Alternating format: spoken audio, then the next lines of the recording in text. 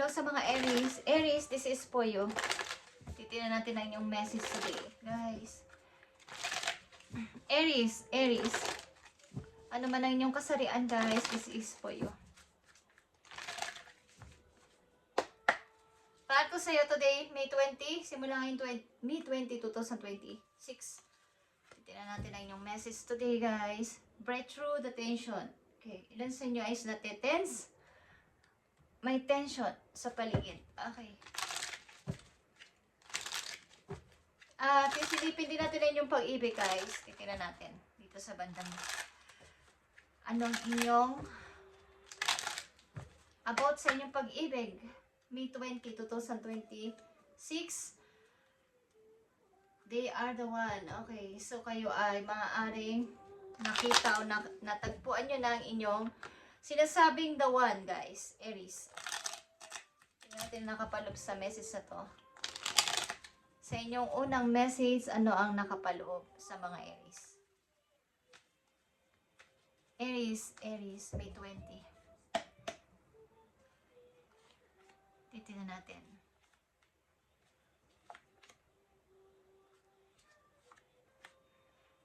Okay, andito ang The Hermit, guys. The Hermit is here for you. Tayo Virgo energy. Okay, Aries. Tingnan natin ang unang message po you. Assist the situation.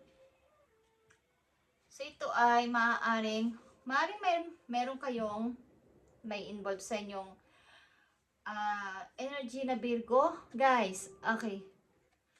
Assist the situation is here. So, maaaring may mga pinaninimbangan kayong sitwasyon sa mga panahon sa ngayon, guys. Tingnan natin. Andito ang 5 of Cups. Ito ay mga regret. Okay? Something disappoint. Ang ilan sa inyo disappointed or na-disappoint sa inyong mga na-invest na emosyon sa isang sitwasyon o sa isang tao. Maaaring may nasayang.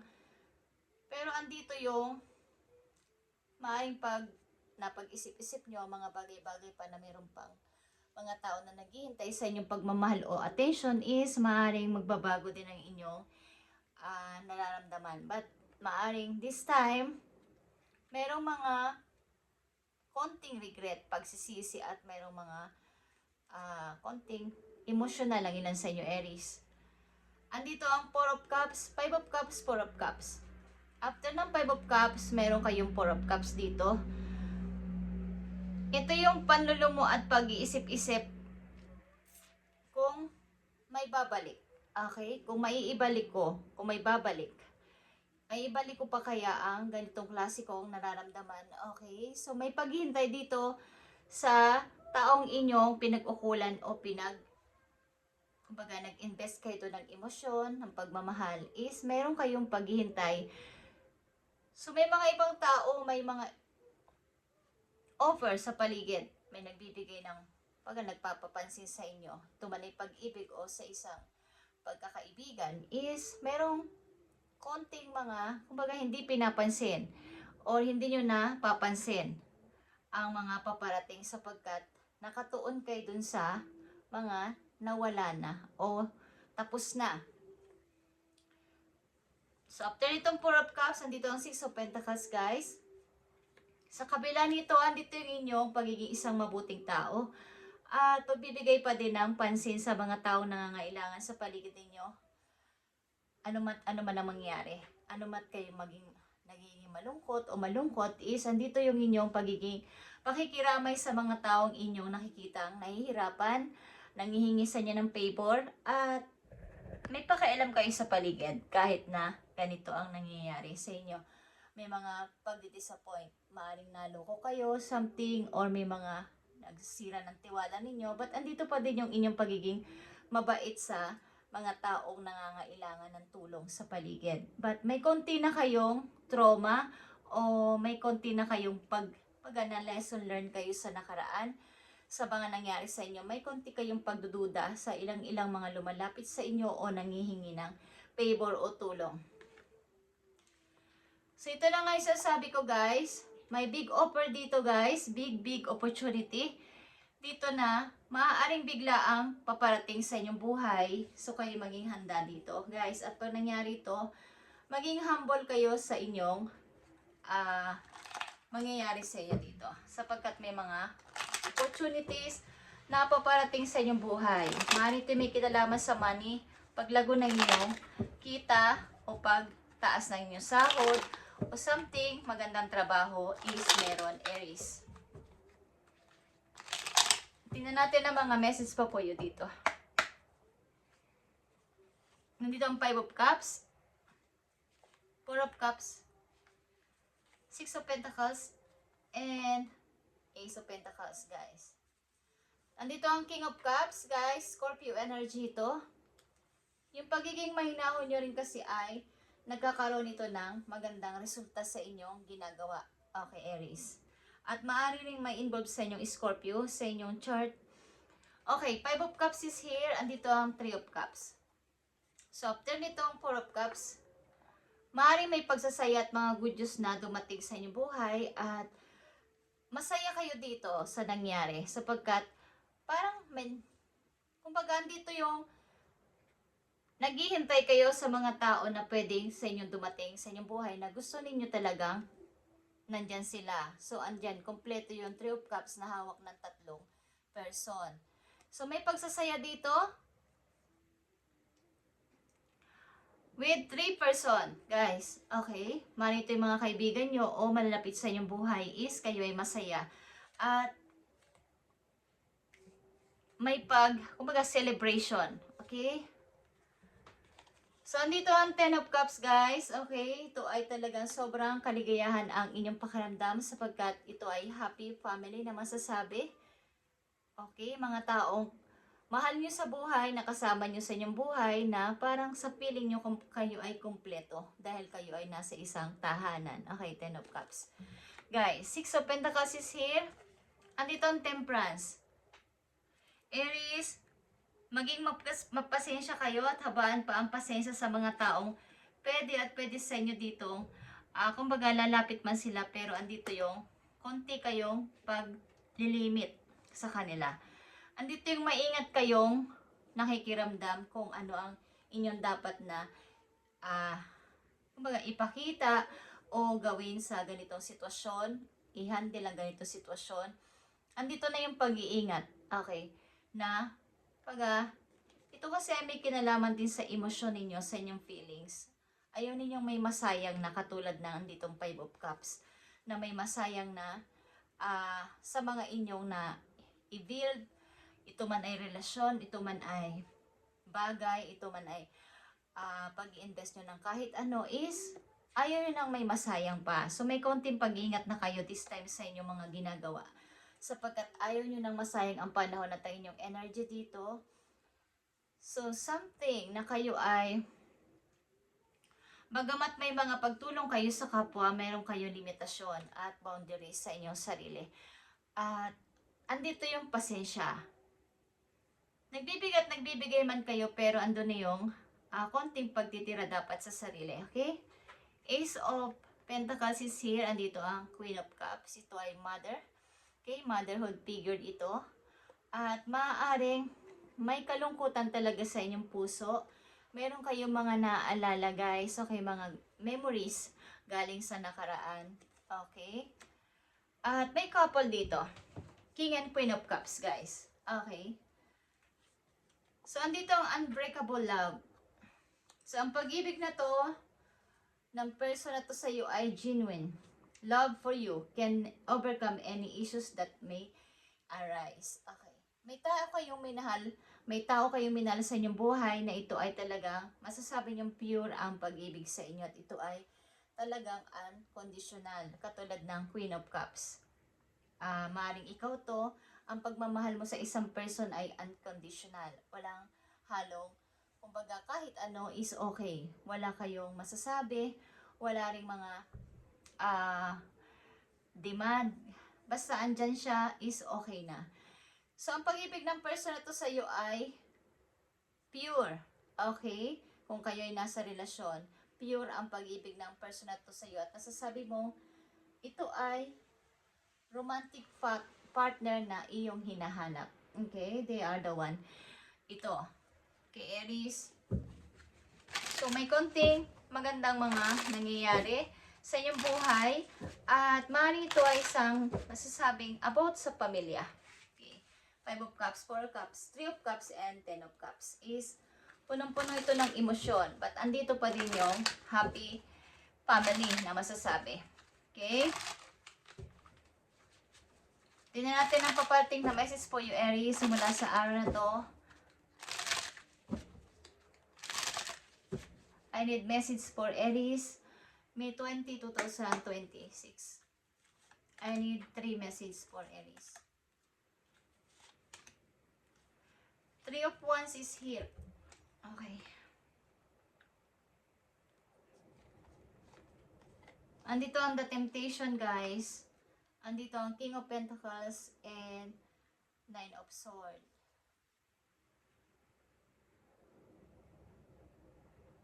So, maaaring ito ay galing sa nakaraan, guys. Okay, King of Pentacles is here. Isang taong loyal at very grounded. Okay, provider. Isa itong provider na person, loyal at talagang panatrabaho na person. Okay, something ito ay... Okay, guys. Galing ito sa nakaraan. May nahihirapang tao dito sa inyong, na-involved sa inyong buhay, guys. Okay. At kung kayo ay involved sa ganitong klaseng sitwasyon, is maaaring alamin nyo kung sinong taong ito na maaaring andyan pa rin at hindi umaalis, hindi maka-move on sa inyong naging connection. Okay. Tingnan natin to, guys. Galing ito sa nakaraan. Tingnan natin ito. Meron ditong malungkot na person. Para to sa mga Aries, May 20, 2026. Tingnan natin to.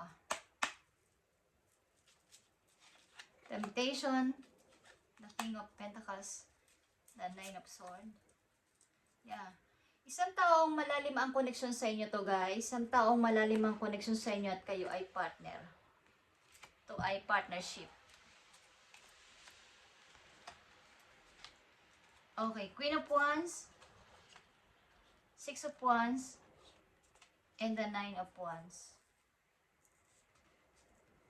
So, kayo ay couple ng person na to, guys. Maaring nagkaroon dito ng, kung hindi ako nagkakamali, 6 of Wands and 9 of Wands is meron dito lumaya sa isang sitwasyon na alam niyang mabigat na para sa kanya. Okay?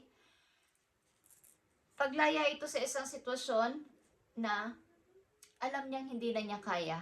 Ito ay malaking problema para sa kanya.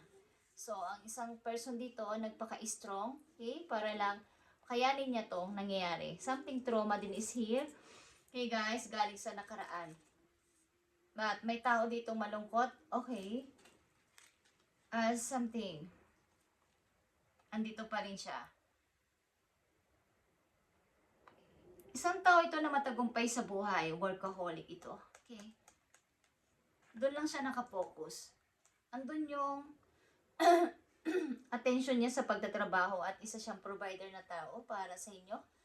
At sad to say, something ito, guys, ay malungkot. Okay, malungkot ang kanyang sitwasyon. At maaaring kayo ay wala na sa piling ng tao na to sapagkat napakabigat. Okay, mabigat ang naging sitwasyon niyang dalawa. Tingnan natin to, guys. More information about dito sa connection na to. Tingnan natin to. Aries. I need 2 messages. 8 of Swords again. 9 of Swords, 8 of Swords is here. 4 of Pentacles is here and the Page of Wands.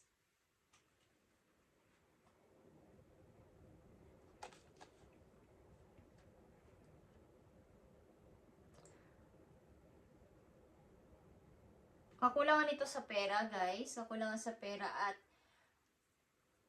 yung mga needs niya, yung mga gusto niya mangyari hanggang doon na lang, hindi naman pwedeng makuha o hindi naman pwedeng maabot pa. Okay, dahil may kakulangan nga sa pera. At andito yung Eight of Swords is here. Andito yung problema talaga sa kaperahan, guys. Okay, problema sa kaperahan. At di ko alam kung may mga credit at na lulubog na sa utang. Okay. So, maaaring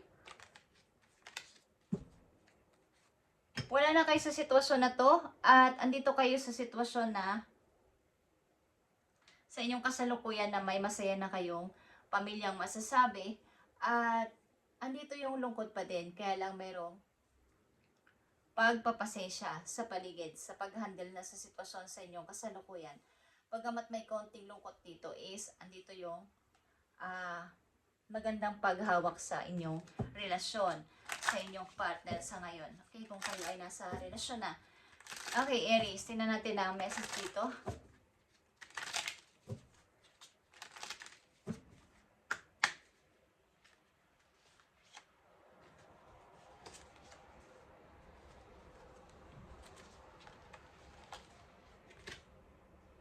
Okay, bad health is here at great fortune. Kung kayo yung mga kamag-anak na merong nararamdaman, guys, okay, or kumbaga nasa hospital or what is, maging alerto kayo at dalawin sila or something. Kayo ay nagtatrabaho sa ganitong klaseng lugar, guys, sa hospital, at nag-aalaga kayo ng may sakit, ilan sa inyo. At bagamat may ganitong klaseng sitwasyon sa inyong buhay, may maganda nga papating sa inyo pa rin na opportunity. Hey guys, may magandang opportunity na papating sa inyo bagamat nandito yung pagka-disappoint dahil sa kawalan ng magailan sa inyo ay nawala ng work o hindi agad-agad matanggap sa trabaho. Andito yung magandang opportunity na paparating sa mga Aries na nandito sa reading. Okay. Aries, tingnan natin ang message sa inyo, guys.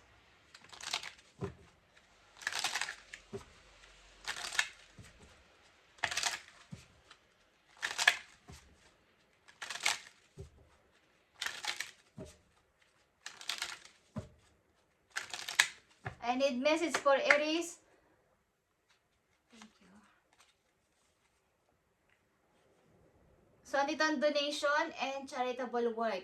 So, ilan sa inyo ay gumagawa ng ganito mga bagay na nagbibigay ng, kumbaga nagmi-mission kayo, yung mga tithing and charitable work. Yung mga pagbibigay ng mga tithing, pagbibigay ng donasyon, at pagkakawang gawa. Okay, so ganito ang ginagawa ninyo. Nagbo-volunteer. Okay? Give joyfully to the organization and people who spiritually support and inspire you. And know that your generosity will be returned to you manifold and miraculous ways. Okay? The time supplies money and other resources you donate will ensure at your positive energy multiples. Okay, kung ano yung ibinigay ninyo sa kapwa ninyo at kayo ay nagbibigay sa ganitong klase mga organization ng tao sa puso ninyo kahit wala pa kayong hinihiling na kapalit o ito ay talagang wala kayong inaasahan, is multiple itong babalik sa inyo, Aries, kahit na ano pa ang inyong sabihin na ito ay wala kayong hinihing kapalit, nakikita ni God ang inyong ginagawang pagkakawang gawa at kabaitan sa kapwa. So ito ay merong, kaya nga may mga magagandang dumating o darating sa inyong buhay, big opportunity at great fortune is here. Bagamat ano man ang nangyari sa inyong mga nakaraan is, andito yung magagandang nangyayari o mangyayari sa inyong buhay sapagkat kayo ay napaka buting tao. Okay? Lalo na pag may kinalaman sa spiritual is kayo ay laging kasama, lagi kayong active o aware sa mga ganong usapin at hindi kayo nagdadalawang isip na magbigay sa kanila, lalo na sa mga nahihirapan at sa mga nanghihingi ng favor sa inyo. Kaya nga, andito yung be humble, sabi ko, at maging mapagpasensya sapagkat iba't ibang tao ang inyong makakasalamuha. But bukod dito, kaya nga dito ang Six of Pentacles, ito ay give and take. Kung ano inyong ininvest at inipon sa inyong mga nakaraang mga taon, ibabalik yan ni God sa inyo ng multiple, guys. At wala kayong masasabi pa. Okay? Thank you, Aries, and God bless sa inyo lahat, guys. At dumating sa inyo mga blessing na to na sinabi ko dito. At maging humble kayo pag nangyari ito sa inyo o nangyayari na sa ilang Aries dito. Okay? Maging aware kayo sa mga taong involved sa buhay ninyo na may roong masamang kalagayan. Okay? Bad health is here. At great fortune. Okay, guys. At may isang tao dito na maaaring malungkot until now. Okay, guys. Thank you and God bless, Aries.